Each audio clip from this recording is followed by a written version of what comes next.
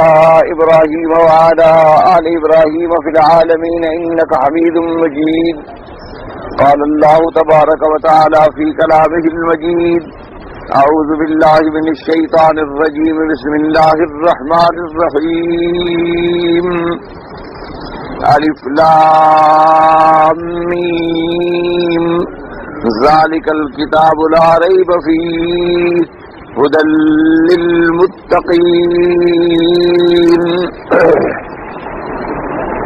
اللہ تبارک و تعالی نے کلام مقدس میں سورۃ البقرہ کی اس آیت مبارک میں ارشاد فرمایا: ذالک الکتاب لا ریب فیہ ھدی للمتقین.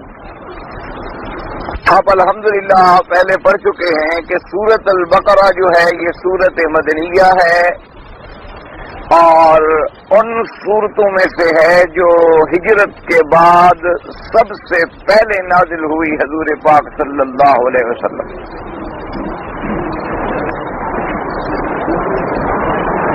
اور اصل میں چونکہ حضور پاک صلی اللہ علیہ وسلم کی جو مکی زندگی ہے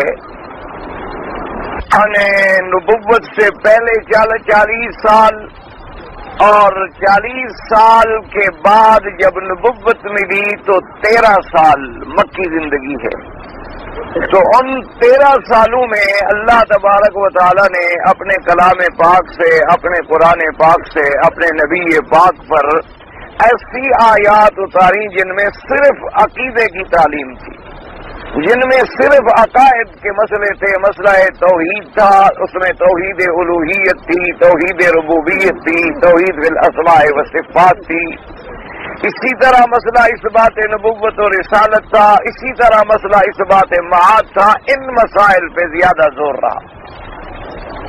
اب حضور پاک صلی اللہ علیہ وسلم نے جب ہجرت فرمائی اور مدینہ منورہ تشریف لے گئے تو مدینہ منورہ جانے کے بعد دین کو استحکام ملا اور دین میں ثبات آیا. تو اب اللہ نے احکامات اتارنے شروع فرمائے. تو سب سے پہلی سورت جو ہجرت کے بعد نازل ہوئی وہ سورۃ البقرہ ہے، جس کے اندر 1000 امر ہے، 1000 نہی ہے، 1000 خبر ہے اور 1000 حکم اور اسرار ہے. تو اس لیے یہ سورۃ البقرہ جو ہے سورۃ مدنیہ ہے. اور اس کے بعد اس کے پہلے حروف جو مقطعات ہیں اس کی ساری تفصیل آپ پڑھ چکے ہیں. اور خلاصہ تفصیل یہ ہے کہ ان حروف کو آدمی اللہ تبارک و تعالی کی ذات کی طرف منسوب کر دے کہ اللہ ہی جانتے ہیں کہ ان کے کیا معنی ہے اور ان میں کیا حکمتیں ہیں اور ان میں کیا اسرار ہیں. اور جتنے علماء نے اقوال بیان کیے ہیں وہ اپنی اپنی جگہ ایک کافی محنت ہے، استنباطات ہے، لیکن راجح قول یہی ہے کہ الف لام میم یعنی اللہ عالم بمرادی، اللہ جانتے. اب فرمایا ذالک الکتاب لا ریب فیہ.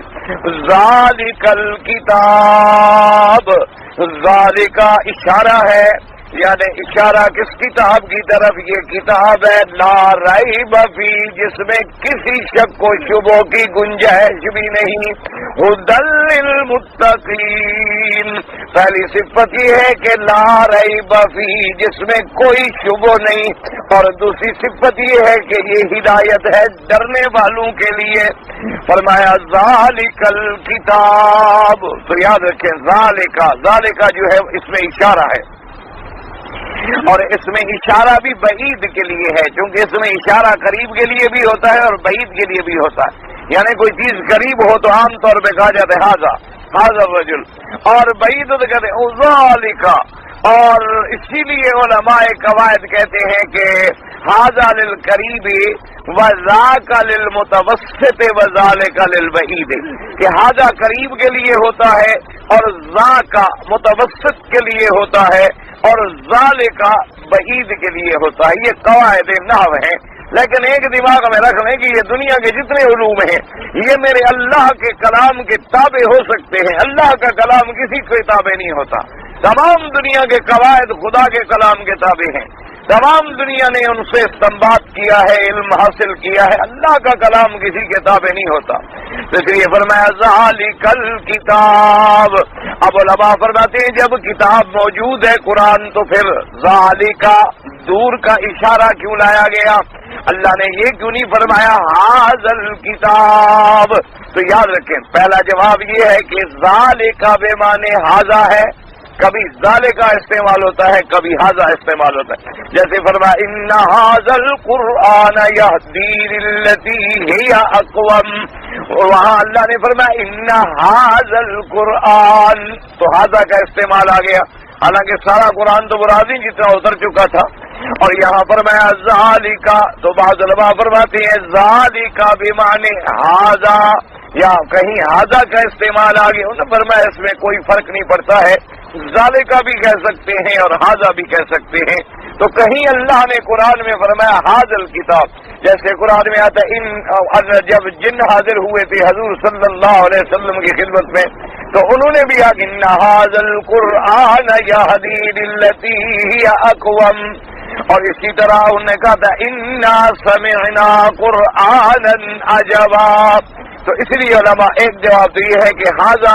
یا ذالکا کوئی فرق نہیں بس، اور دوسرا جواب علماء نے فرمایا نمبر 2 نے کہا نہیں ذالک الکتاب، کیا معنی؟ سورت فاتحہ تو نازل ہوئی مکہ میں اور سورت البقرہ نازل ہوئی مدینہ منورہ میں، تو جو چیز پہلے اتر چکی تھی اس کا تو گویا کافی وقت گزر گیا نا، کافی اس کے درمیان میں بہت آ گیا، اور اسی فاتحہ میں ہم نے مانگا تھا اہدینا الصراط المستقیم، ہم نے جو دعا مانگی تھی اس دعا کو اللہ نے منظور فرما کے ہمیں قرآن عطا فرمایا کہ صراط مستقیم کیا ہے؟ میرا قرآن ہے، تو نے کہا کہ اشارہ اسی طرف ہے، ذالک الکتاب، وہ جو تم نے دعا مانگی تھی فاتحہ میں اہدینا الصراط المستقیم، تو نے کہا اس اعتبار سے ذالکا کا کہنا جو ہے وہ بھی درست ہے، کیونکہ ہم نے جو دعا مانگی تھی وہ سورت فاتحہ میں ہے،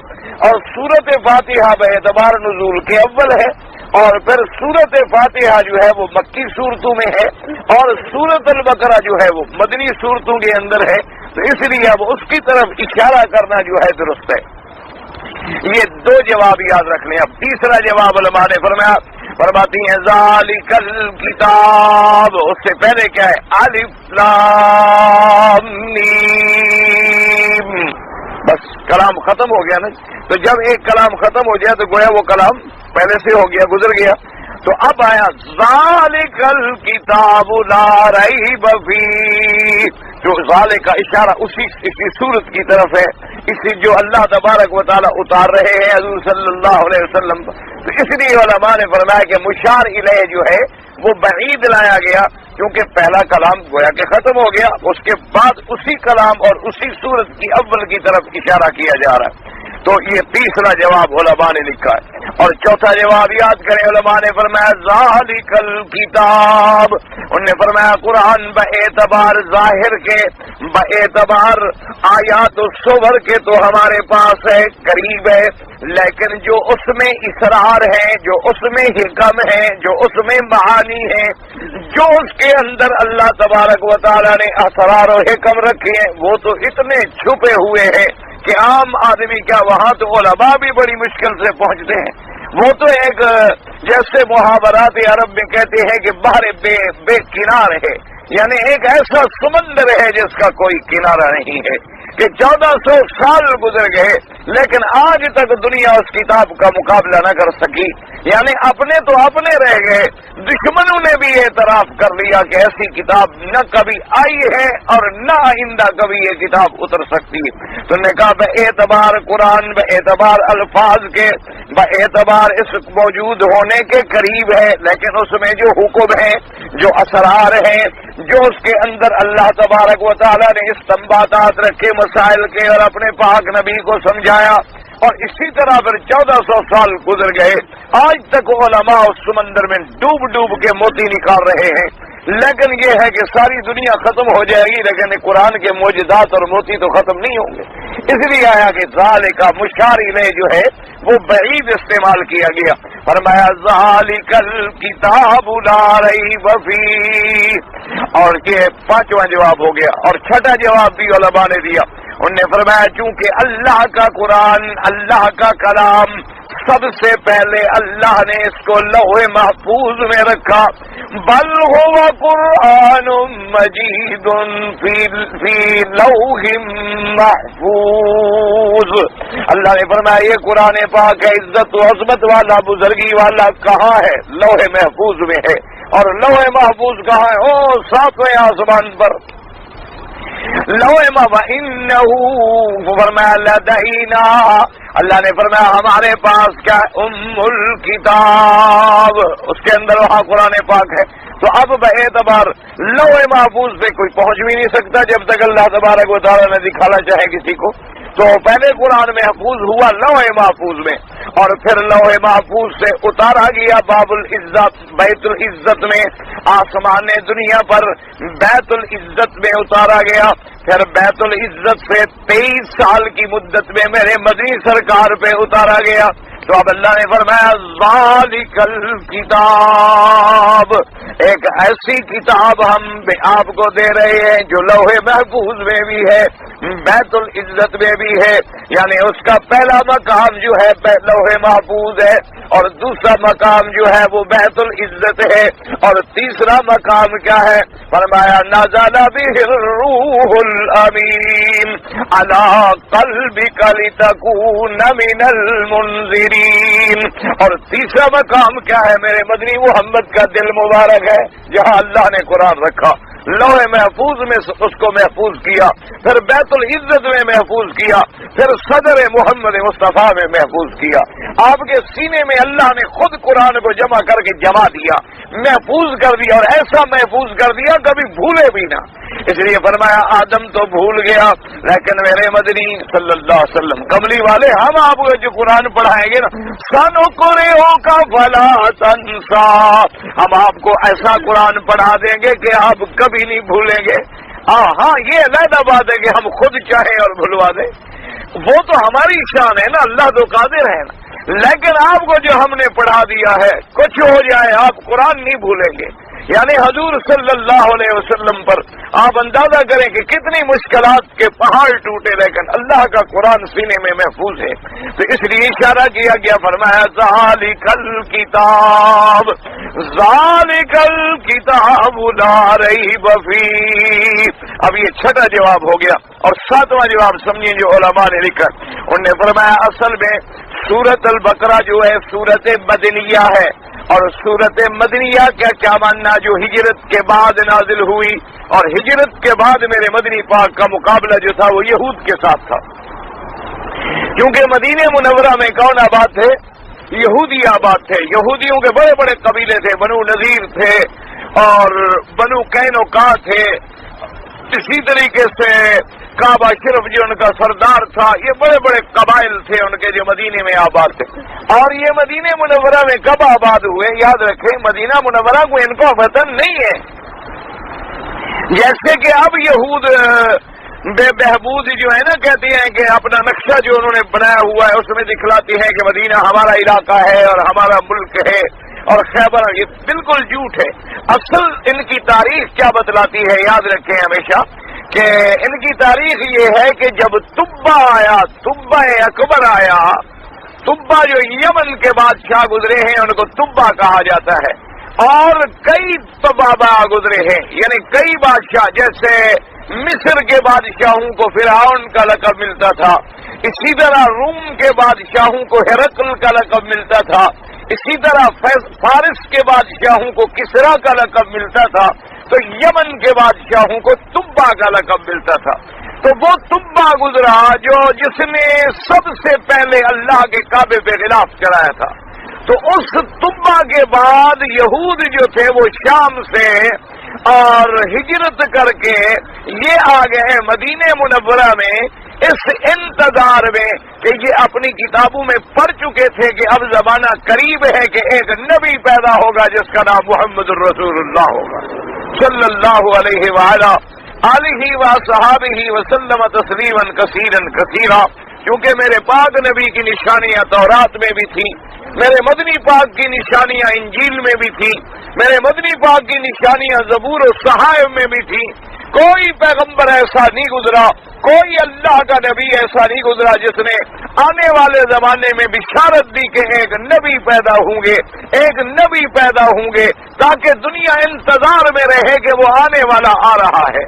اور پھر جب جتنے نبی آئے اور جانے کے لیے، اور میرے مدنی کو اللہ نے ایسی نبوت دی آئے تو چھا جانے کے لیے کہ قیامت تک کے لیے پھر نبوت جو ہے وہ محمد عربی کو ملی صلی اللہ علیہ وآلہ آلہ وصحابہ وسلم تسلیما کثیرا کثیرا. تو یہ یہود وہاں سے یاد رکھیں ہجرت کر کے اپنا ملک چھوڑ کے، ان کا ملک نہیں تھا مدینہ منورہ، بالکل یہ ابتدا سے بھی غدار ہیں اور آج بھی غدار و مکار ہیں. تو یہ وہاں طبا کے بعد ہجرت کر کے آئے، اور ان کا بڑے بڑے جو تھے ان میں کعب ابن الاشرف تھا، ان میں مالک ابن سیف تھا.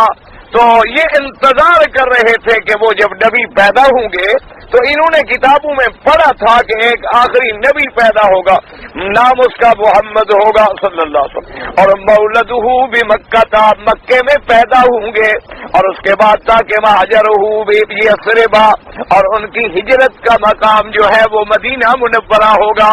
تو یہ مدینے میں آ کے آباد ہو گئے تاکہ جب حضور آئیں گے صلی اللہ علیہ وسلم تو ان پر ہم ایمان لائیں گے، اور ایمان لانے کے بعد جو ہے پھر ہمیں ایک طاقت ملے گی، ایک غلبہ ملے گا، اور اس نبی کے پیدا ہونے سے پہلے ہم اس مقام پہ موجود ہوں گے تو فوراً ایمان لے آئیں گے. تو اصل میں یہ اس لیے وہاں آئے تھے. لیکن جب میرے آقا پیدا ہوئے صلی اللہ علیہ وسلم، جب سرکار مدینہ صلی اللہ علیہ وسلم کی پیدائش ہوئی تو اب پہلے جتنی نبوت کا سلسلہ چلا آ رہا تھا وہ آ رہا تھا بنو اسرائیل میں، کیونکہ جتنے پیغمبر آ رہے تھے وہ بنو اسرائیل میں آ رہے تھے. سارے نبیوں کی آپ شان دیکھ لیں، حضرت اسحاق، اسی طرح حضرت یعقوب کے بیٹے حضرت اسحاق، پھر حضرت یوسف علیہ السلام، پھر ان کے بھائی، اسی طرح سارا سلسلہ بنو اسرائیل میں تھا. اسی لیے اللہ تبارک و تعالی نے قرآن میں فرمایا نا کہ ہم نے بنو اسرائیل کو کتنی بڑی فضیلت دی کہ ان کو اپنے زمانے میں سب سے افضل بنایا. اور اللہ اپنے فرمایا جعل فیکم انبیاء و ملوکا، اور ہم نے تم میں نبی پیدا کیے، اپنے انبیاء پیدا کیے، تمہیں بادشاہ بنایا، اور ایسی نعمتیں دی جو تم سے پہلے کسی انسان و جن کو ہم نے نہیں دی ہے. تو یہ اس زمانے میں اسی انتظار میں رہے.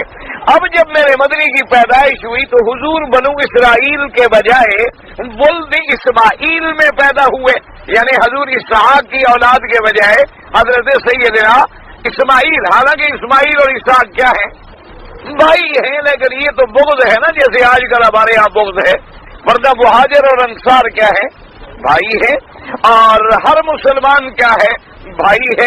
لیکن جناب اللہ رحمت کرے، بھائیوں میں جتنی عداوتیں ہیں وہ آج غیروں میں بھی نہیں ہیں، تو ان کے دلوں میں بھی عداوت آ گئی. کہنے لگے ہائے انتقلت النبوۃ من ولد اسرائیل الی ولد اسماعیل، کہ ہائے آج نبوت جو تھی وہ منتقل ہو گئی، بنو اسرائیل کو محروم کر دیا گیا اور نبی آ گیا ولد اسماعیل میں. تو اور یہ بھی ان کو پتا تھا کہ حضور خاتم الانبیاء ہے، یہ بھی ان کو پتا تھا، کیونکہ یعرفونہ کما یعرفون ابناءہم. اللہ نے فرمایا میرے مدنی پاک کو ایسے پہچانتے ہیں، ایسے جانتے ہیں جیسے اپنی اولاد کو جانتے ہیں. یعنی تشبیہ مثال ہے کہ آدمی اولاد کے میں تو کوئی نہیں بھولتا نا کہ میرا بیٹا ہے، 10 ہوں، 2 ہوں، 4 ہوں، 5 ہوں. اندھیرے میں بھی بات سنے گا تو کہے گا میرا بیٹا بول رہا ہے. چل کے آ رہا ہوگا کہ ہاں جی معلوم ہوتا ہے، آواز پاؤں کی جو ہے نا میرے بیٹے کی معلوم ہوتی ہے. اس کو کھانسی بھی آ جائے تو کہہ دے گا کھانس تو میرا بیٹا رہا ہے. تو اتنا جیسے یقین ہوتا ہے، ان کو ایسے یقین تھا کہ سچا نبی جو ہے محمد مصطفیٰ ہے صلی اللہ علیہ وسلم، خاتم الانبیاء، حبیب کبریا ہے. لیکن جب حضور آ گئے تو بغض آ گیا تو اب سب سے بڑے دشمن بنے محمد الرسول اللہ کے صلی اللہ علیہ وآلہ آلہ وصحابہ وسلم تسلیما کثیرا کثیرا. اور قوم جو ہے یہ ابتدا سے ہی لالچی تھی. یشترون بآیات اللہ ثمنا قلیلا، اللہ کے آیات بدل ڈالتے تھے پیسے لینے کے لیے. یعنی آپ اندازہ کریں، تاریخ اٹھا کے دیکھیں، آج بھی انجیل میں یہ بات لکھی ہوئی موجود ہے کہ یہودیوں نے صرف 30 درہم لے کر حضرت عیسیٰ علیہ السلام کو پکڑوا دیا۔ رشوت بھی کتنی لی؟ 30 روپے۔ یعنی اس زمانے میں درہم بڑا، بہرحال یعنی آج کے حساب سے بڑا 500,000 بن جائے گا، تو 30 درہم رشوت لے کر حضرت عیسیٰ علیہ السلام کو ان نے گرفتار کروایا۔ یعنی یہ ابتدا سے ان کی آیت تھی کہ پیسے لے لیتے تھے، اللہ کے آیات قرآنی کو بدل ڈالتے تھے۔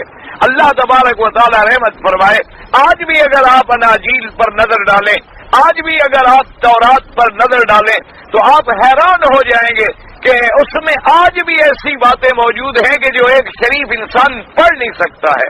یعنی اس میں آج بھی لکھا ہوا موجود ہے کہ لوط علیہ السلام نے اپنی بیٹیوں سے زنا کرتے تھے، نعوذ باللہ۔ اللہ تبارک و تعالیٰ آپ فرمائیے، اللہ کی کتاب ہو سکتی ہے جس میں ایسی باتیں لکھی ہوئی ہوں؟ یہاں یہ لکھا ہو کہ انبیاء شراب پیتے تھے، یہاں یہ لکھا ہو نعوذ باللہ کہ انبیاء کا اپنی بیٹیوں سے ناجائز تعلق تھا، جہاں نعوذ باللہ یہ لکھا ہوا ہو کواکب اور صنم پرستی۔ اسی لیے خدا کی شان نے دیکھے کہ اللہ تبارک و تعالی نے کیسی عظمت والی چیز ہمیں عطا فرمائی ہے۔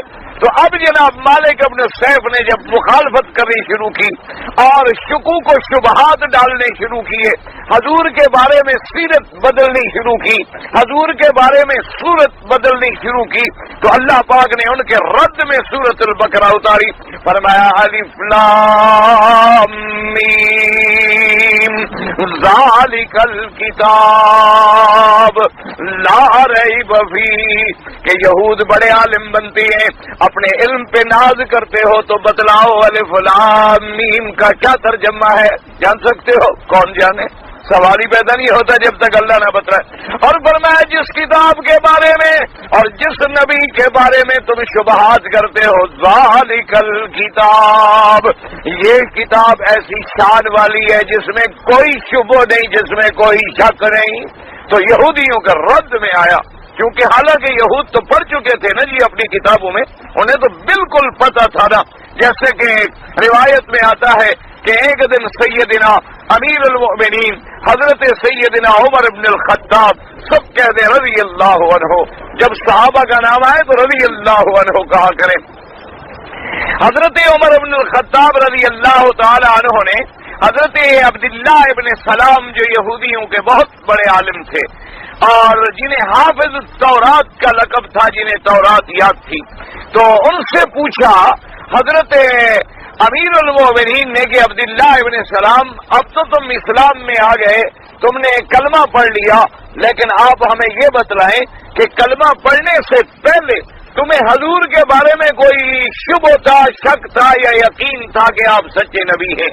تو عبداللہ ابن سلام نے کہا کہ حضرت عمر، خدا کی قسم ہے واللہ نشک فی ابنائنا، خدا کی قسم ہے ہمیں اپنی اولاد میں تو شک ہو سکتا ہے، لیکن حضور محمد کی صداقت میں کوئی شک نہیں، صلی اللہ علیہ وسلم۔ جب حضور کا نام آئے تو صلی اللہ علیہ وسلم، جب بھی حضور کا نام آئے درود شریف پڑھ لیا کریں ایسا سے، اور پورا درود شریف نہ پڑھ سکے تو صلی اللہ علیہ وسلم پڑھ لیا کریں۔ تو نے کہا کہ حضرت عمر نے فرمایا کیا مطلب؟ کہنے لگا عمر، اپنی اولاد کے بارے میں زیادہ سے زیادہ ایک عورت کی گواہی ہوتی ہے نا، اپنی بیوی کی کہ میں نے کوئی گناہ نہیں کیا، پتہ نہیں کیا ہو، کون گارنٹی دے سکتا ہے عورت کی؟ تو اور تو کوئی ہمارے پاس ثبوت نہیں ہوتا کہ واقعی یہ 100% ہمارا بیٹا ہے اور ہماری بیوی نے کوئی غلطی نہیں کی ہوگی، خدا جانے نہ کی ہو، خدا جانے کی بھی ہو، تو کیا ثبوت ہے؟ لیکن اللہ کے نبی کے بارے میں تو شبہ ہونے کا سوال ہی پیدا نہیں ہوتا، کیونکہ وہاں تو ایک ایک وضاحت، ایک ایک علامت، ایک ایک چیز لکھی ہوئی تھی نا۔ میرے نبی کا نام لکھا ہوا ہے، میرے نبی کا نسب لکھا ہوا ہے، میرے نبی کا خاندان لکھا ہوا ہے، میرے نبی کا جائے مولد لکھا ہوا ہے، میرے نبی کے عادات لکھے ہوئے ہیں، میرے نبی کی صفات لکھی ہوئی ہے، میرے مدنی کی صورت لکھی ہوئی ہے، میرے نبی کا مقام ہجرت لکھا ہوا ہے، اور یہ ساری تفاصیل پھر میرے مدنی کے یار لکھے ہوئے ہیں، خلفائے اربعہ لکھے ہوئے ہیں، ابی بکر و عمر لکھے ہوئے ہیں، اصحاب رسول لکھے ہوئے ہیں، اور ان کی نشانیاں لکھی ہوئی ہیں۔ جیسے کہ حضرت عمر رضی اللہ تعالی عنہ نے جب قسطنطنیہ فتح فرما لیا، ایک بوڑھا سا پادری آیا اور اس نے آ کر ایک کاغذ رکھا حضرت عمر کے سامنے. حضرت عمر رو پڑے اور فرمانے لگے لال عمر و لال ابن ہی، عمر اور عمر کے بیٹے کا یہ مال نہیں ہے. تو صحابہ حیران ہو گئے. انہوں نے کہا کیا کہہ رہے ہیں؟ انہوں نے کہا بات یہ ہے کہ بڑے پرانے دور کی بات ہے، ابھی ہم کفر کے زمانے میں تھے اور میں شام تجارت کے لیے گیا، تجارت کر کے ہم واپس آ رہے تھے اور مجھے کچھ اپنی سامان جو تھا وہ شام میں بھول گیا. میں قافلے کو چھوڑ کے اپنا سامان واپس لینے کے لیے گیا، اتنی دیر میں قافلہ نکل گیا، اب قافلہ مجھے ملے نہیں اور میرے پاس نہ زادرہ ہے نہ سامان ہے، اور سامان سارا میرا قافلے میں ہے، تجارت کا مال سب قافلے میں ہے. میں تھکا ہارا ایک مندر تھا، ایک گرجا تھا، اس کے سائے کے نیچے بیٹھ گیا. تھوڑی دیر گزری ایک پادری آ گیا. اس نے پوچھا کیا بات ہے، کون ہو؟ میں نے کہا مسافر ہوں. یہاں کیوں بیٹھے ہو؟ میں نے کہا بھول گیا ہوں، راستہ نہیں ملا، قافلے سے بچھڑ گیا. اس نے کہا اچھا میرے ساتھ اندر چلو. مجھے اپنے گرجے میں لے گیا، گرجے کا دروازہ بند کر دیا. اندر جب مجھے لے گیا تو ایک مٹی کا ڈھیر پڑا تھا اور وہاں ایک پھاوڑا لوہے کا پڑا تھا. تو کہنے لگا یہ پھاوڑا اٹھا لو اور یہ مٹی کا ڈھیر جو ہے یہاں سے اٹھا کے وہاں رکھو. حضرت عمر رضی اللہ تعالیٰ عنہ فرماتے ہیں یہ کہہ کر اور وہ چلا گیا اور دروازہ بند کر گیا. اور عمارت اتنی مضبوط تھی کہ نہ میں دروازہ توڑ سکتا ہوں نہ میں باہر نکل سکتا ہوں. میں حیران پریشان کہ کیا کروں اور میں کیوں مٹی اٹھاؤں، میں کو مزدور ہوں، اس کا نوکر ہوں. فرماتے ہیں میں چپ کر کے بیٹھ گیا. تو 2-3-4 گھنٹے کے بعد وہ دوبارہ آیا اور آ کے دیکھا تو میں ٹیک لگائے ہوئے سو رہا تھا. تو اس نے مجھے اٹھایا اور کہنے لگا تم نے کام کیوں نہیں کیا؟ میں نے کہا میں کو تمہارا نوکر ہوں کہ کام کروں. تو اس نے مجھے مارنے کی کوشش کی، میں نے پھاوڑا مارا تو اس کو ختم کر دیا. پادری آگے حضرت عمر کا ہاتھ لگا ہو تو کفر مر جاتا ہے، پادری کی کیا طاقت تھی. حضرت عمر رضی اللہ تعالیٰ عنہ کی ضرب تو لوگ آج تک برداشت نہیں کر سکے. ان کی زبانیں کو ہزاروں سال گزر گئے، لوگ نام سن کے آج بھی چیختے ہیں اور تڑپتے ہیں. حضرت عمر رضی اللہ تعالیٰ نے فرماتے اب یعنی 2 باتیں ہو گئی، ایک بچھڑا ہوا مسافر، ایک بندہ مر گیا ہاتھ سے اور ملک پر آیا، علاقہ پر آیا. میں وہاں سے بھاگا. اب دروازہ تو میں کھول سکتا تھا، چابی موجود تھی. دروازہ کھول کے میں بھاگا سفر کرتا رہا، بھٹکتا رہا، پھرتا رہا کہ کہیں کوئی جائے پناہ ملے. آخر تھک ہار کے ایک جگہ مجھے کچھ محفوظ مقام نظر آیا. میں وہاں جا کے بیٹھ گیا کہ چلو رات تو یہیں گزاروں اور جب دن ہوگا پھر دیکھا جائے گا. فرماتے ہیں کہ تھوڑی دیر گزری تھی کہ ایک اور پادری آ گیا. انہوں نے کہا چلو ایک سے جان چھوٹی تھی، ابھی ایک اور آ گیا ہے. تو اور پادری آیا، اس نے آ کے مجھے دیکھا اور پوچھا کہ آپ کون ہیں؟ میں نے کہا میں مسافر ہوں اور مکے کا رہنے والا ہوں، راستہ بھول گیا ہوں، قافلہ سے بچھڑ گیا ہوں. انہوں نے کہا اچھا آپ آئے میرے ساتھ چلیں. وہ مجھے اندر لے گیا، بٹھایا، روشنی کی اور بڑے غور سے میرے سر سے لے کر میرے پاؤں تک دیکھا اور پھر پوچھا کہ آپ کا نام کیا ہے؟ میں نے کہا عمر. تو کہا باپ کا نام کیا ہے؟ میں نے کہا خطاب. پوچھا قبیلہ کون سا ہے؟ میں نے کہا قریش. کہا پیدا کہاں ہوئے ہو؟ میں نے کہا مکہ میں. پوچھا کام کیا کرتے ہو؟ میں نے کہا کچھ نہیں، تجارت کرتے ہیں. اور کیا کام کرتے ہیں؟ کبھی یمن آ گئے، کبھی شام آ گئے. تو اس نے کہا کہ اچھا ٹھیک ہے.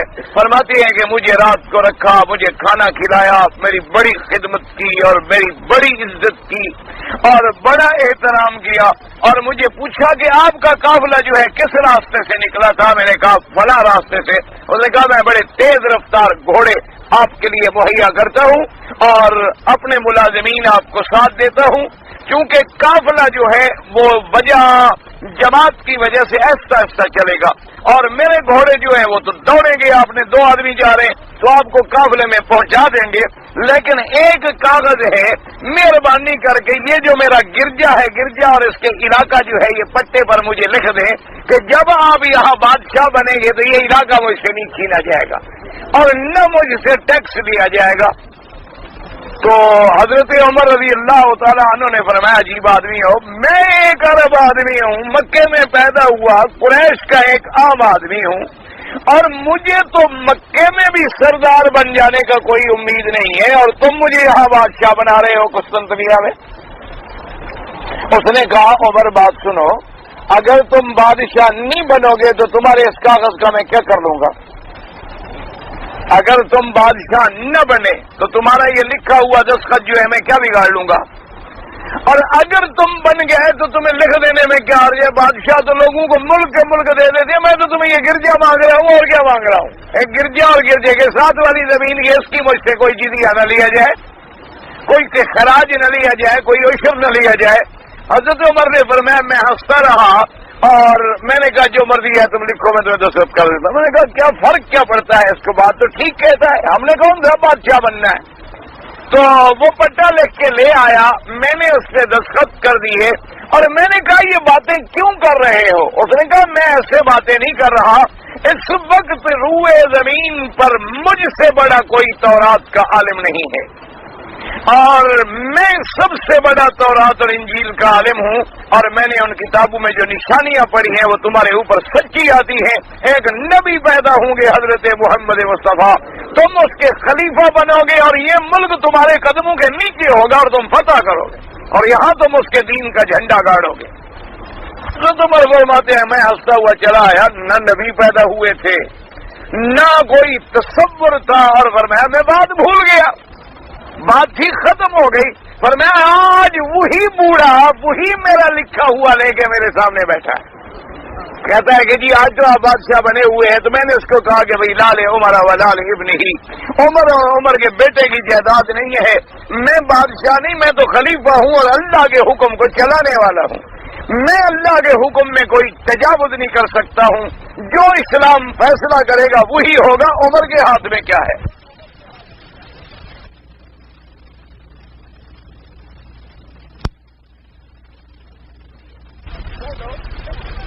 لو اس میں تو اللہ کے دین کا حکم چلے گا، جو اللہ کا حکم ہوگا۔ تو فرمایا یہ وہ آدمی ہے۔ تو اس طرح یعنی یہود پہچانتے تھے، صرف میرے مدنی پاک کو نہیں، عمر ابو بکر کو بھی پہچانتے تھے، وہ عثمان و علی کو بھی پہچانتے تھے رضوان اللہ علیہم اجمعین، وہ صحابہ کو بھی پہچانتے تھے، ان کی علامات کو بھی جانتے تھے۔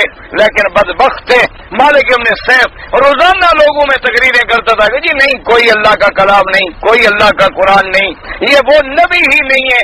تو اللہ نے ان کے رد میں اتارا، فرمایا الف لام میم ذالک الکتاب ذالک الکتاب لا ریب فیہ، فرمایا ذالک الکتاب، یاد رکھو الکتاب کس کا نام ہے؟ قرآن۔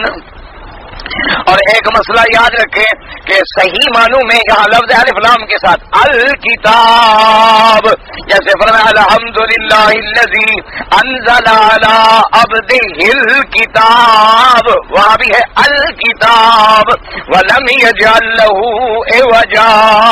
تو الف لام لگانے سے ایک طاقت، ایک شان پیدا ہوئی کہ صحیح معنوں میں اگر کوئی کتاب ہے تو وہ ہے ہی قرآن۔ اچھا قرآن کو کتاب کیوں کہتے ہیں؟ یاد رکھو کتاب اصل میں اس کا مادہ کیا ہے؟ کاف تابا، یعنی کاتابہ سے اس مادے کے معنی میں معنی ہوتا ہے جمع کرنا، کسی چیز کو جمع کرنا۔ آپ لکھتے ہیں نا کاتب نے کتابت کی، کیا معنی؟ مختلف چیزوں کو ایک جگہ جمع کر دیا۔ اسی لیے فوج کے لشکر کو کہتے ہیں کتیبہ، فوج کے لشکر کو کہتے ہیں کتیبہ، کیونکہ اس میں بھی سپاہی کوئی کدھر کا کوئی کدھر کا، کوئی فوجی کدھر کا، وہ بھی ایک جمع ہو کے ایک لشکر بن جاتا ہے، اس کو بھی کہا جاتا ہے کتیبہ۔ تو اب اسی طرح دیکھیں کہ جب حروف آئیں گے تو کیا بنے گا؟ کلمات، اور جب کلمات جمع کریں گے تو کیا بنے گے؟ آیات، اور جب آیات کو ہم جمع کریں گے تو کیا بنے گے؟ سور، اور جب ہم سور کو جمع کریں گے تو کیا بنے گی؟ کتاب۔ یاد رکھیں، اس لیے فرمایا ذالک الکتاب، یعنی اگر حروف کو جمع کیا جائے، جمع کرنے کے بعد وہ ایک کلمہ بنتا ہے، یعنی پھر کئی کلمات بن جائیں گے، اور جب کلمات کو اور ان کو اکٹھا کریں گے تو پھر کیا بنیں گے؟ آیات، اور جب بہت ساری آیتوں کو ہم جمع کریں گے تو کیا بنے گی؟ سورت، اور جب بہت ساری سورتوں کو جمع کریں گے سور، اور جب سب اکٹھے ہوں گے تو وہ کیا ہوگا؟ کتاب۔ اور سب چیزوں کو جمع کیا جا رہا ہے، اس لیے اس کا نام آیا الکتاب۔ یاد رکھو کتاب کا اصل مادہ جو ہے، اس کے مادے میں فائدہ ہے جمع کرنا، یعنی کسی چیز کو جو ادھر ادھر ہو اس کو جمع کرنا اسی معنی میں آپ دیکھیں دوسری جگہ قرآن پہ نظر ڈالیں. جب جبریل علیہ السلام اترتے تھے تو میرے مدنی پاک بھی ساتھ ساتھ پڑھتے تھے. حضور پاک بھی ساتھ ساتھ قرآن شریف پڑھتے تھے تاکہ بھول نہ جائے. اللہ نے فرمایا لا تحرک بہ لسانک لتعجل بہ ان علینا جمعہ وقرآنا. اللہ نے فرمایا میرا مدنی جب قرآن پڑھا جائے آپ اپنی زبان کو بھی حرکت، کیونکہ قرآن کی شان یہ ہے کہ جب پڑھا جائے تو چپ، یہ نہیں کہ تم اپنا پڑھتے رہو وہ اپنا پڑھتا رہے نا، بالکل چپ ہو جاؤ. اللہ کے نبی کو بھی اجازت نہیں کہ قرآن پڑھا جائے تو ساتھ بول لے یا پڑھے. فرمایا اور صرف یہ نہیں زور سے نا، فرمایا زبان کو حرکت بھی نہ دے. جب زبان ہلائیں گے نہیں تو پڑھیں گے کیسے؟ لا تحرک بہ لسانک لتعجل بہ ان علینا جمعہ. ہم پر ہے کہ ہم قرآن کو جمع کر کے آپ کے سینے میں رکھ کے آپ کو پڑھا دیں گے. آپ بالکل فکر نہ کریں. تو اس جمع شدہ چیز کا نام کیا ہو گیا؟ کتاب. اچھا اس کا نام تو کتاب بھی ہو سکتا تھا نا، جیسے اللہ نے کئی مقام پہ صرف کتاب بھی تو فرمایا کتاب انزلناہ الیک، لیکن یہاں فرمایا الکتاب. یاد رکھو الکتاب، کیونکہ ایک جگہ نکرہ ہے اور ایک جگہ معرفہ ہے. یہاں معرف باللام ہے، اور کبھی کبھی نکرہ جو ہے تنقیر جو ہے تفخیم کے لیے ہوتی. یاد رکھیں، یعنی کسی چیز کی شان بیان کرنے کے لیے. جیسے کہتے ہیں رجل، یعنی رجل عظیم، رجل کریم. اسی طرح کتاب، کتاب تنوین آئی، کیسی شان والی کتاب. اور کبھی کبھی محرف باللام لاتے ہیں، الف لام لگا دیتے ہیں تاکہ پتہ چلے کہ کون سی کتاب کی ہم بات کر رہے ہیں. وہ جو ہم نے آپ پر اتارا ہے قرآن، وہ جو آپ نے فاتحہ میں ہم سے مانگا تھا نا اہدنا الصراط، اہدنا الصراط المستقیم، وہی تو ہم نے دیا ہے آپ کو. ذالک الکتاب. اچھا کتاب کا معنی یاد رکھو، ایک جمع شدہ ہو گیا. اچھا کبھی کبھی کتاب کا معنی لفظ کتبہ ہوگا، معنی ہوگا فرض کیا گیا. جیسے اللہ نے فرمایا کتب علیکم القصاص، جیسے فرمایا یا ایھا الذین آمنوا کتب علیکم الصیام. وہاں لفظ کتاب کا ہے لیکن معنی فرض ہے. معنی فرض ہے کہ فرض کیا ہم نے آپ لوگوں پہ روزہ، فرض کیا ہم نے آپ لوگوں پر قصاص. اگر کوئی قتل ہو جائے تو قاتل سے قصاص لیا جائے، تو وہاں بمانے فرض آ گیا ہے، کتاب بمانے فرض آ گیا. ہمیشہ یاد کتب علیکم اذا حضر احدکم الموت. اللہ نے فرمایا ہم نے تم پہ فرض کر دیا ہے، فرض کر دیا ہے کہ جب موت قریب آئے تو وصیت تیار رکھو اور دو گواہوں کے سامنے وصیت کر دو تاکہ تیرے بعد جھگڑے نہ ہوتے رہیں، اولاد نہ لڑتی رہے، خاندان نہ لڑتا رہے، اور بلا وجہ آپس میں اور سر پھٹبل نہ ہوتی رہے. تم شریعت کے مطابق وصیت لکھ ڈالو اور دو گواہ بھی بنا دو تاکہ بعد میں کسی قسم کی بات نہ ہو. تو ایسی کتاب کیا ماننا؟ یعنی ایسی کتاب جس میں اللہ نے فرائض بیان کیے، اپنے حکم بیان کیے، اپنے احکام بیان کیے. تو اور اللہ تبارک و تعالیٰ کے احکام یا فرائض یا نص یا کتاب یا قرآن جو بھی سمجھیں، یاد رکھو اس کا ہر حکم جو ہے وہ قطعی بھی ہے، یقینی بھی ہے. یاد رکھنا ہمیشہ اللہ کے قرآن کا جو بھی حکم ہوگا وہ کیا ہوگا؟ قطعی ہوگا اور یقینی ہوگا. یعنی وہ ظنی نہیں ہوگا، وہ ایسے نہیں ہوگا کہ جس میں کوئی ذرا سا بھی ظن پایا جائے، نہ بلکہ قطعیت ہوگی، اس میں یقین ہوگا اس میں کہ بالکل اللہ کا حکم ہے. اسی لیے تو لفظ ہے نا کتبہ اور آ گیا بے معنی فرض کہ کتب علیکم الصیام، کتب علیکم القصاص، کتب علیکم اذا حضر احدکم الموت. کتبہ فورزہ کے معنی میں آ گیا. تو اللہ کا ہر حکم جو ہے وہ قطعی ہوتا ہے، وہ یقینی ہوتا ہے، اس میں ذرہ برابر کوئی ظن، کوئی گمان، کوئی شبہ نہیں ہوتا. اس لیے فرمایا ذالک الکتاب. میرا مدی الکتاب، اللہ اکبر۔ اور قرآن کا نام آیا، قرآن بھی آیا، دوسرا نام کیا آیا؟ الکتاب۔ اچھا یاد رکھو، اسی طرح قرآن کا نام آیا فرقان، اسی طرح قرآن کا نام آیا ذکر، اسی طرح قرآن کا نام آیا شفا، اسی طرح قرآن کا نام آیا ہدن، اسی طرح قرآن کا نام آیا مبشرا و نذیرا، اور اسی طرح قرآن کا نام آیا انہ لقول فصل وما هو بالهزل، اور اسی طرح قرآن کا نام آیا انہ لقرآن کریم فی کتاب مکنون لا یمسہ الا المطہرون۔ اچھا اسی طرح قرآن کا نام آیا مثانی، اللہ نے فرمایا کہ ہم نے آپ کو کیا تھا فرمایا وَلَقَدْ آتَيْنَاكَ سَبْعًا مِّنَ الْمَثَانِي وَالْقُرْآنِ الْعَظِيمِ۔ اسی طرح قرآن کا نام حدیث بھی آیا، اللہ نزل احسن الحدیث کتابا، اور کہیں فرمایا فَبِأَيِّ حَدِيثٍ بَعْدَهُ یؤمنون۔ تو قرآن کے، اور کہیں اللہ نے فرمایا کیا ہے موعظۃ، اور کہیں اللہ نے فرمایا قرآن کا معنی نام کیا ہے ذکر، فرمایا وَإِنَّهُ لَذِكْرٌ لَكَ وَلِقَوْمِكَ، اس لیے فرماتے ہیں وَلَقَدْ كَتَبْنَا فِي الزَّبُورِ مِن بَعْدِ الذِّكْرِ أَنَّ الْأَرْضَ يَرِثُهَا عِبَادِيَ الصَّالِحُونَ۔ تو یاد رکھو قرآن کے کتنے نام ہیں، القرآن بھی آیا، الذکر بھی آیا، کریم بھی آیا، قول الفصل بھی آیا، الشفا بھی آیا، موعظہ بھی آیا، ہدی و رحمہ بھی آیا، شفا بھی آیا، اور الکتاب بھی آیا۔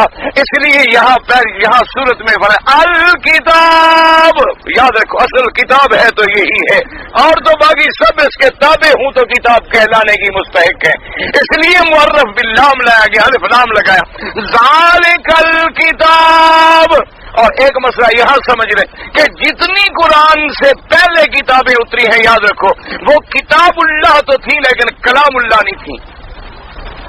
ایک مسئلہ ہمیشہ کے لیے سمجھ لیں، تورات آئی، انجیل آئی، زبور آئی، صحائف آئے، یعنی اللہ تبارک و تعالی نے 450 کتاب اتاری ہے تقریباً، اور ان میں معروف چند کتابیں ہیں، ورنہ کتابیں جو اتاری گئی ہیں وہ 400 سے اوپر ہیں، لیکن جو معروف ہیں وہ تورات ہے، اناجیل ہیں، زبور ہیں، اور صحائف ابراہیم ہیں، صحائف موسیٰ ہیں، الواح موسیٰ ہیں، ورنہ کتابیں تو 450 کے قریب اتری ہیں، لیکن وہ ساری کتاب اللہ تو تھی لیکن کلام اللہ نہیں تھی۔ یاد رکھنا یہ صرف کس کو ملا ہے؟ قرآن کو ملا ہے کہ قرآن جو ہے وہ کلام اللہ بھی ہے اور کتاب اللہ بھی ہے۔ یاد رکھو کیا بنا، کتاب کا معنی ہوتا ہے لکھا ہوا، آپ کسی کو خط لکھیں گے تو وہ کیا کہے گا جی کتاب، خط آیا ہے مجھے، اس نے مجھے لکھا ہے۔ کلام کہتے ہیں جو بولا جائے، یاد رکھو کلام کہتے ہیں۔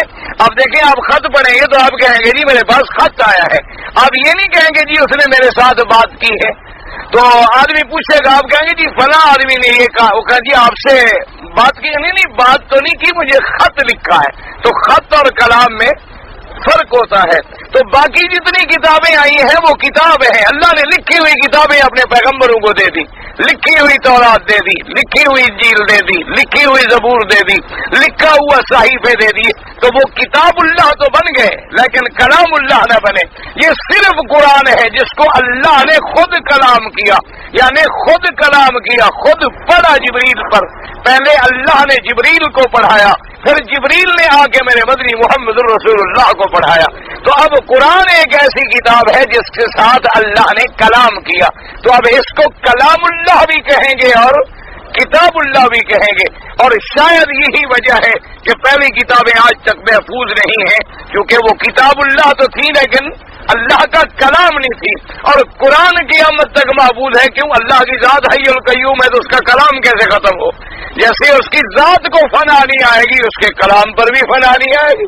اس کا کلام بھی قیامت تک محفوظ رہے گا اور ہمیشہ کے لیے باقی رہے گا. تو اس لیے یہ چیز جو ہے، یہ شرف صرف اسی کو ملا ہے.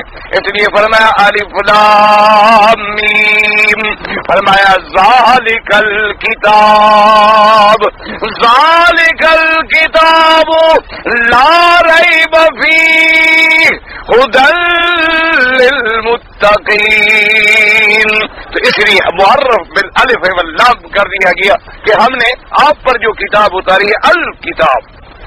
اچھا، اور اسی طرح ایک مسئلہ اور سمجھ لیں کہ اگر قرآن کا یعنی ایک سورت ہو تو اس کو بھی ہم کہیں گے قرآن، دو سورتیں ہوں تو تب بھی ہم کہیں گے قرآن، دو آیتیں بھی ہوں تو ہم کہیں گے قرآن. کیا مانا؟ یعنی قرآن کا اطلاق جیسے ساری کتاب پر ہوگا، اسی طرح تھوڑے سے حصے پر، جز پر بھی اطلاق ہوگا. جیسے فرمایا اذا قرئ القرآن فاستمعوا له، جب قرآن پڑھا جائے سنو اور چپ کرو. اب یہ تو نہیں جب سارا قرآن پڑھا جائے تو سنو، تھوڑا پڑھا جائے تو نہ سنو. تو اب چاہے تھوڑا بھی پڑھو گے تو اس پر بھی لفظ قرآن آیا. آپ نے دیکھا نہیں جب جنوں نے سنا حضور پاک میرے مدنی پاک نماز میں قرآن پڑھے تو کیا کہا؟ قالوا انا سمعنا قرآنا عجبا، کہنے لگے ہم نے تو عجیب قرآن سنا ہے. اب حضور نے کوئی سارا قرآن تو نہیں پڑھا تھا، نماز میں ایک سورت پڑھی. تو اس یعنی جز پر بھی یاد رکھیں، جز پر بھی قرآن کا اطلاق ہوتا ہے. اسی لیے آتا ہے کہ جب قرآن پڑھا جاتا ہے تو اور میرے ماننے والے جو ہیں اس میں سجدے میں گر جاتے ہیں، اور جب ان پہ قرآن پڑھا جاتا ہے ان کا ایمان تازہ ہو جاتا ہے. تو اب سارا قرآن تو کوئی نہیں پڑھ سکتا ہر وقت. تو اس لیے ہمیشہ یاد رکھیں کہ جیسے قرآن کا اطلاق کامل قرآن پر ہے، اسی طرح جزء من القرآن جو ہے اس پر بھی قرآن کا اطلاق ہے. اسی طریقے سے لفظ کتاب، اب کتاب کا اطلاق سارے قرآن پاک پر بھی ہے، یاد رکھنا.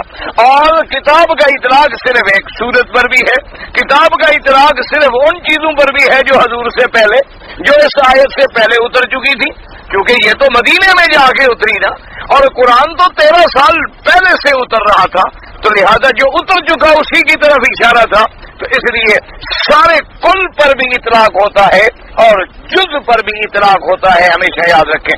اس لیے فرمایا ذالک الکتاب. اور علماء نے فرمایا یاد رکھو اللہ نے جو وعدہ کیا تھا نا اپنے پاک نبی محمد مصطفیٰ سے صلی اللہ علیہ وعلی آلہ وصحابہ وسلم تسلیما کثیرا کثیرا، اللہ کے کروڑوں صلاۃ و سلام ہو میرے مدنی پر. تو یاد ہے نا آپ کو جو پہلی صورتیں اتری تھی کون سی صورتیں تھیں؟ سب سے پہلی آیتیں کیا تھی؟ اقرا باسم ربک. اس کے بعد پہلے کیا تھی؟ یا ایھا المدثر. پھر انہی دنوں کے بعد کیا تھی؟ مزمل. تو اس میں اللہ نے یاد کیا نا، قرآن میں آیا تھا سورۃ المزمل میں آیا تھا کیا؟ یا ایھا المزمل. یہ پڑھتے چلیے آگے آئے گا انا سنلقی علیک قولا ثقیلا. میرے مدنی رات کو جاگیں، عبادت کریں، تیار ہو جائیں، ہم آپ پر ایک بہت بڑا بھاری قول اتارنے والے ہیں، ایک بہت بڑی بھاری شان والا کلام اتارنے والے ہیں. تو جو اللہ نے مزمل میں خبر دی تھی پھر وہ اترنا شروع ہوا. اب اسی کے بارے میں اللہ نے اشارہ کیا. مدنی یہ وہی تو ہے ذالک الکتاب، ذالک الکتاب لا ریب فیہ ھدی للمتقین. اور مالک ابن صاحب یہودی کا بھی رد آیا، اور بدبخت تم کیا کہہ رہے ہو؟ کتاب تو ہے ہی وہی جو اللہ نے اپنے نبی پہ اتاری ہے، جو محمد رسول اللہ پہ اتاری ہے. اور ایسی کتاب اتاری ہے کہ جسے کوئی مٹانے والا مٹا نہیں سکتا. ایسی کتاب اتاری ہے جو پڑھنے سے کبھی پرانی نہیں ہوتی. ایسی کتاب اتاری ہے جس کے پڑھنے سے کبھی آدمی کا دل نہیں بھر جاتا. آپ دنیا کی کوئی کتاب لے لیں، 2 دفعہ 3 دفعہ 4 دفعہ 5 دفعہ سے زیادہ نہیں پڑھ سکتے गया, उसको पढ़ेंगे पर आप कहें बस जी ठीक है जी मैंने कई दफा पढ़ लिया है। एक कुरान ऐसा है कि रोजाना पढ़ते चले जाओ और दिल और खुबता चला जाएगा और दिल लगता चला जाएगा, ज्यों ज्यों कुरान समझ आता चला जाएगा, ज्यों ज्यों कुरान की तरफ आदमी की तबीयत बढ़ती चली जाएगी। इसलिए अल्लाह ने फरमाया इन्ना सनुल्की अलैका कौलन सकीला, एक ऐसा अजमत वाला कौल हम आप पे उतार रहे हैं। उसी के बारे में इशारा बईद मुशारिल बईद लाया गया, फरमाया ज़ालिकल किताब। अच्छा अब आगे उसकी दो सिफतों का जिक्र आया, ला रैब फीह, और दूसरी क्या हुदल लिल मुत्तकीन। जिंदगी बाकी बात बाकी इंशाअल्लाह, वल्लाहु ताला आलम व इल्मुहु वतम।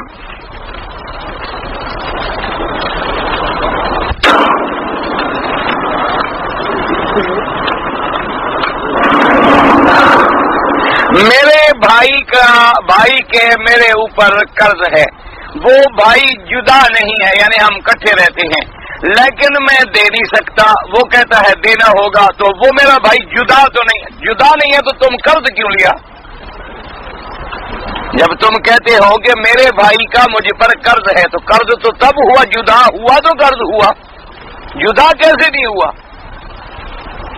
अल्लाह के बंदे, भाई भाई होता है, उससे जो तुमने कर्ज लिया है कर्ज तुम्हें अदा करना होगा, या तुम्हें भाई माफ कर दे या तुम कर्ज अदा करो। ये हकूकुल इबाद है, बंदों के हक अल्लाह भी माफ नहीं करते हैं। याद रखो हमेशा, तुम्हें कर्जा देना होगा, या तुम गरीब हो तो जाकर माफी मांगो भाई से, 4 आदमी लेकर जाओ उसके पास भी मुझे माफ कर दो, मैं गरीब हूं, मैं अदा नहीं कर सकता। ये कहना कि जुदा नहीं है, जुदा नहीं है से क्या बनेगा? जुदा नहीं है से कुछ नहीं बनता। वो जुदा है, उसकी 2 हाथ अपने हैं, तुम्हारे 2 हाथ अपने हैं, उसके बीवी बच्चे अपने हैं, तुम्हारे बीवी बच्चे अपने हैं, कैसे जुदा नहीं है? बहरहाल कर्जा तुम्हें देना ही देना है, कर्जे से बचने के लिए अब भाई बन रहा है। किसी ने अपनी बीवी को तलाक का कहा लेकिन दिया नहीं, उसका क्या होगा? कहा यानी अगर कहा कि मैं तुम्हें तलाक दे दूंगा फिर तो नहीं होगा, समझ आ गया ना? अगर उसने कहा कि तुमने अगर ऐसी हरकत की तो मैं तुम्हें तलाक दे दूंगा, तो दे दूंगा है ना, दिया तो नहीं है ना, वो तलाक नहीं होती। नाखून के बगल के और ज़ेरे नाफ के बाल जो है, ये अफजल तो ये है कि आदमी हर हफ्ते में 1 दफा उसकी सफाई जरूरी है, लेकिन 40 दिन से ज्यादा किसी शक्ल में नहीं होने चाहिए, क्योंकि ये सुन्नतुल अंबिया वल मुरसलीन है, यानी सिर्फ मेरे मदनी पाक की सुन्नत नहीं बल्कि जितने अल्लाह के नबी गुजरे हैं सबकी सुन्नत है कि नाखूनों को कटाया जाए, बगलों को साफ किया जाए और अपने ज़ेरे नाफ बालों को मर्द हों या औरतें हों सबके लिए, और इसी में अल्लाह की रहमतें हैं, तहारत है, सफाई है, पाकीज़गी है और बीमारियों से बचने का तसब्बुब है। और लोग अल्लाह माफ फरमाए काफिरों की इत्तिबा करते हैं, कोई सिखों की कोई अंग्रेजों की, और उनकी नकल करते हुए इतनी बगलें बढ़ाई हुई हैं जैसे यहूदियों के बाल होते हैं। ये सुन्नत रसूलुल्लाह के खिलाफ है। कलमा पढ़ने वाले से ऐसी उम्मीद नहीं हो सकती कि कलमा नबी का पढ़े और शक्ल जो है वो काफिरों की बनाए।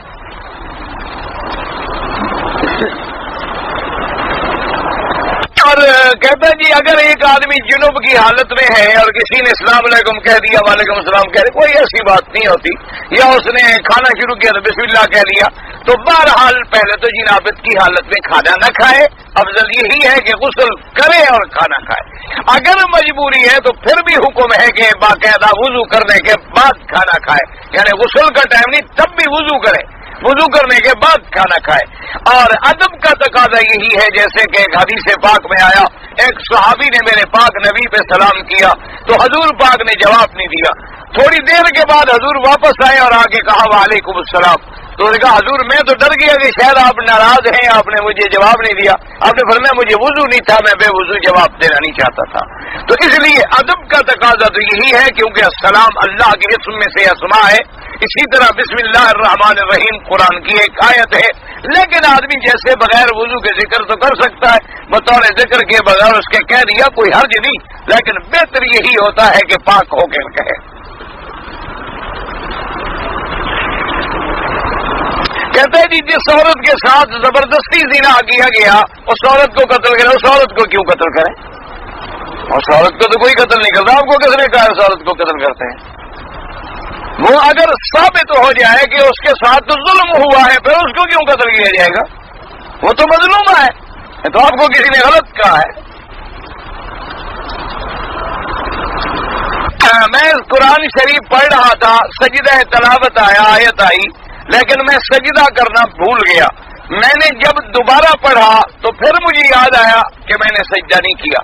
اگر ایک مجلس میں بیٹھ کر ایک جگہ, اب جیسے ہم بیٹھے ہیں, اب جیسے ہم سبق پڑھاتے ہیں تو ایک ایک لفظ کو تو ہم 20 دفعہ بھی کہیں گے, تو اگر وہی آیت ہم 20 دفعہ بھی پڑھتے رہیں تو ایک سجدہ ہے. اگر ایک دفعہ ہم نے یہاں پڑھا پھر اٹھ کے ہم چلے گئے وہاں نماز پڑھ رہے تھے, پھر ہم نے آیت پڑھی, تو اب ایک سجدہ یہاں والا علیحدہ ہے اور وہاں والا علیحدہ ہے. یعنی اگر مجلس بدل گئی, جگہ بدل گئی, تو پھر ہم ہر جگہ کا علیحدہ علیحدہ پڑھنے پر سجدہ کریں گے. اگر ایک جگہ بیٹھے ہوئے ہم 100 دفعہ بھی پڑھتے رہیں تو سجدہ ایک ہوگا. تو اس حساب سے اگر تم نے 2 جگہ پڑھا ہے 2 سجدے بعد میں کر لو, بھول گیا تو کوئی بات نہیں.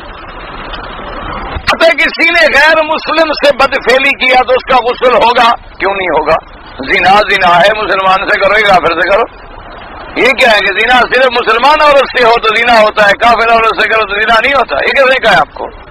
زنا زنا ہے, باقاعدہ آپ کو سزا ملے گی, آپ پر حد لگے گی اور رجم آئے گا, غسل جنابت آئے گا, تمام چیزیں آئیں گی. اور کہتے ہیں جیسے لوگ لوط علیہ السلام کے زمانے میں لڑکوں سے بدفعلی کرتے تھے, آج بھی ایسے لوگ پائے جاتے ہیں. تو ان کے لیے تو ہم صرف دعا کر سکتے ہیں اللہ ہدایت دے. بطور جرم اگر ثابت ہو جائے تو ان کی سزا قتل ہے, ان دونوں کو, یعنی فاعل کو بھی مفعول کو بھی, یعنی مرد اور لڑکے دونوں کو قتل کر دیا جائے گا. اور امام ابو حنیفہ رحمۃ اللہ علیہ فرماتے ہیں کہ پہاڑ کی چوٹی پہ لے کر گراؤ اور اوپر سے پتھروں کی بارش کرو گے وہ مر جائیں. جیسے ان کو اللہ نے عذاب دیا تھا اسی طرح ان کو عذاب دیا جائے, کیونکہ یہ وجہ غیر فطری جو ہے یہ تو زنا سے بھی اور زیادہ گناہ ہے. وہاں تو چلو اگر کنوارا ہو تو صرف 100 کوڑا لگے گا, بچ تو جائے گا. یہاں تو دونوں کو قتل کریں گے. اور حضرت سیدنا علی رضی اللہ تعالیٰ عنہ فرماتی ہیں کہ جو لڑکوں سے بدفعلی کرتا ہو اس کو بھی اور اس کو بھی دونوں کو قتل کر کے آگ میں ڈال دو. فرماتے ہیں آگ میں جلا ڈالو ایسے آدمی, اس کو زمین پر اس کے وجود کو برداشت نہ کیا جائے.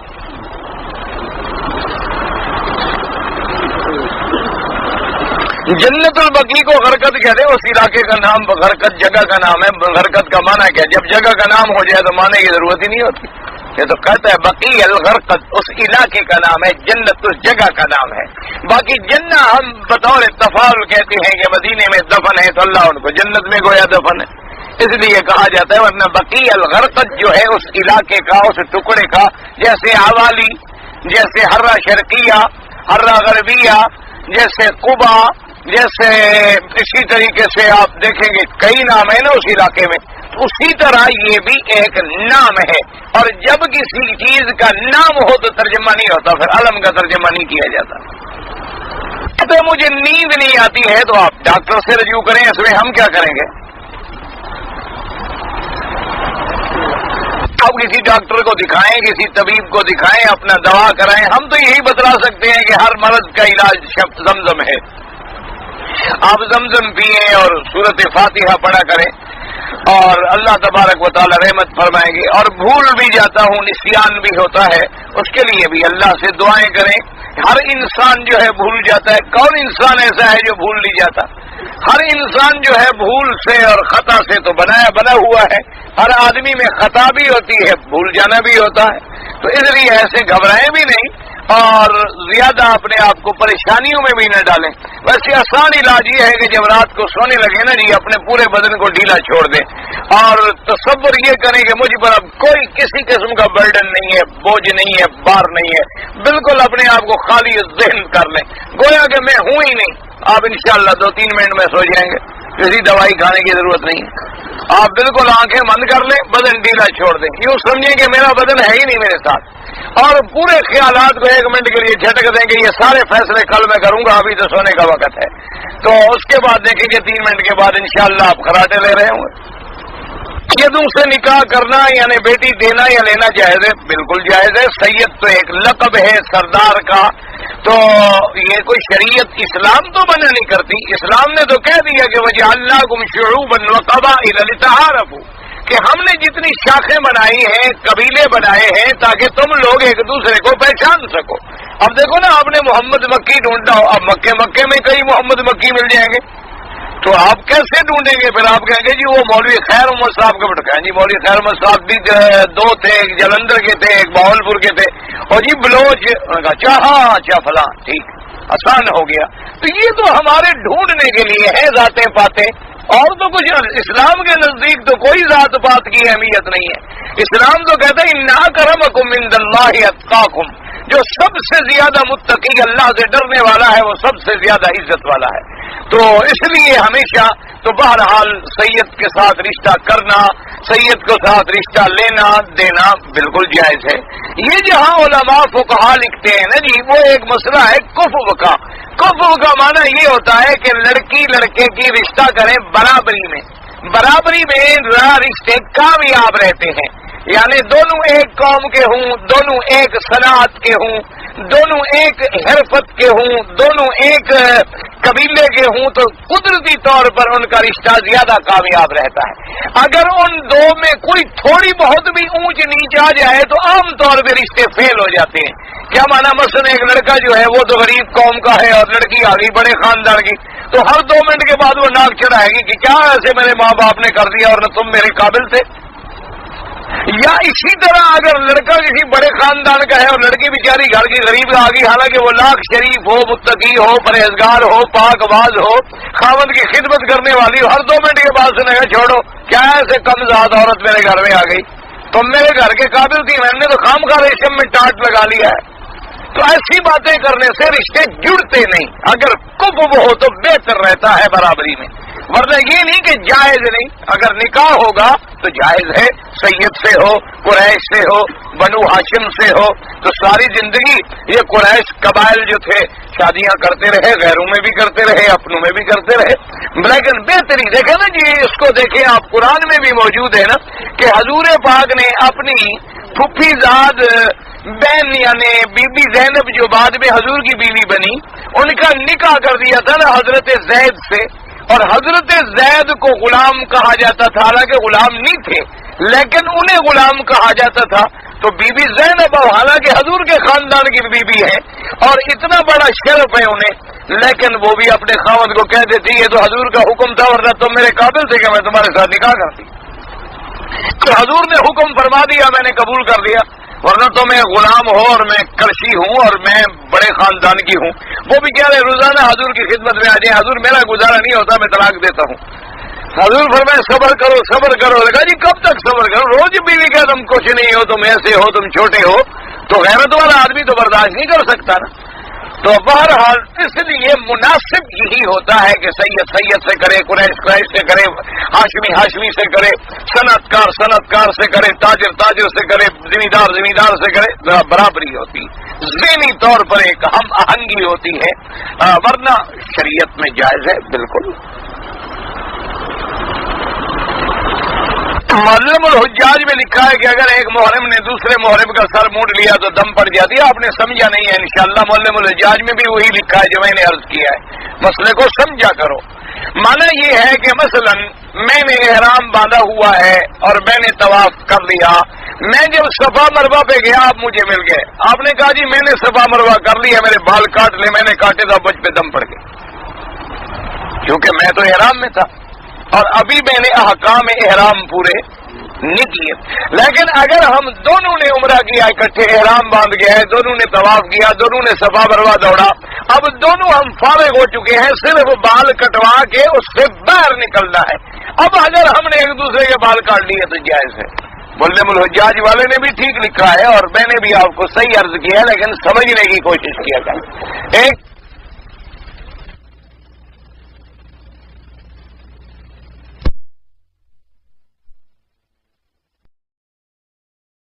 کرے، تاجر تاجر سے کرے، زمیندار زمیندار سے کرے، برابری ہوتی، ذہنی طور پر ایک ہم آہنگی ہوتی ہے، ورنہ شریعت میں جائز ہے بالکل۔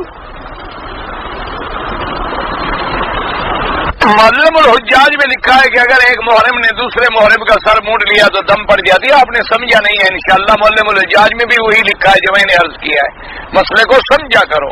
مانا یہ ہے کہ مثلا میں نے احرام باندھا ہوا ہے اور میں نے طواف کر لیا، میں جب صفا مروہ پہ گیا آپ مجھے مل گئے، آپ نے کہا جی میں نے صفا مروہ کر لیا، میرے بال کاٹ لے، میں نے کاٹے تو مجھ پہ دم پڑ گئے کیونکہ میں تو احرام میں تھا اور ابھی میں نے احکام احرام پورے نہیں کیے۔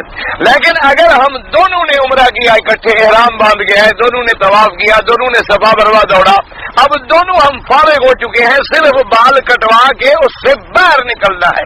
اب اگر ہم نے ایک دوسرے کے بال کاٹ لیے تو جائز ہے۔